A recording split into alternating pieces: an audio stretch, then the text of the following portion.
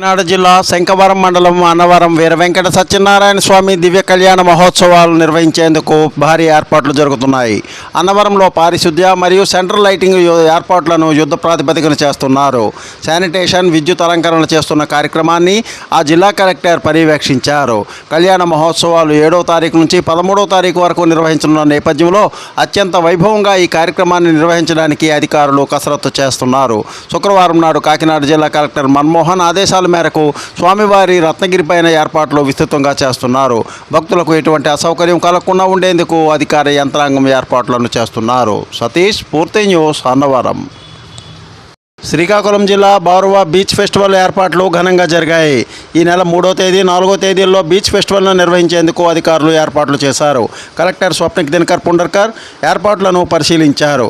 ఉప collector Furman Ahmed, RDO తదితర అధికార యంత్రాంగం ముందుగా పర్యవేక్షించారు. బారువా బీచ్ ఫెస్టివల్లు ఘనంగా శనివారం నాడు ప్రారంభం జరిగాయి. ఆ దృశ్యాలను తిలకించవచ్చు. బాలకృష్ణ పట్నాయక్, స్ఫూర్తి న్యూస్, శ్రీకాకుళం.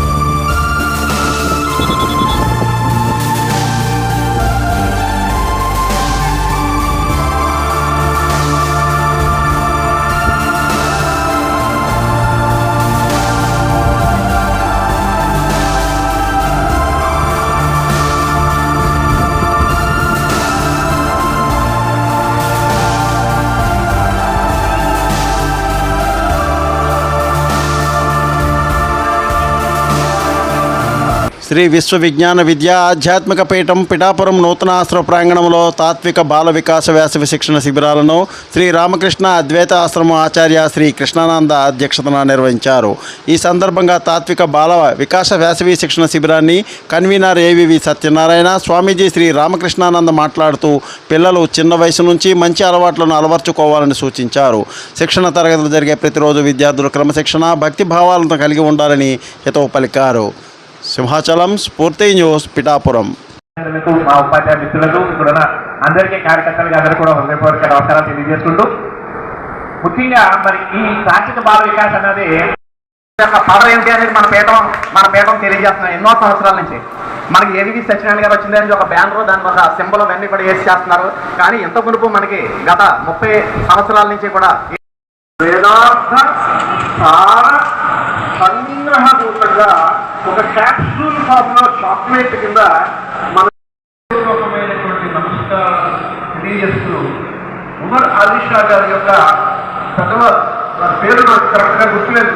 వారణాసి, కాశీ అని పిలువబడే ప్రస్తుతం క్షేత్రంలో సిటీలో నేను ఒక లైబ్రరీలో 20 సంవత్సరాల క్రితం అనేక వందల పద్యాలు, సాహిత్యము ఉండడాన్ని నేను విన్నాను.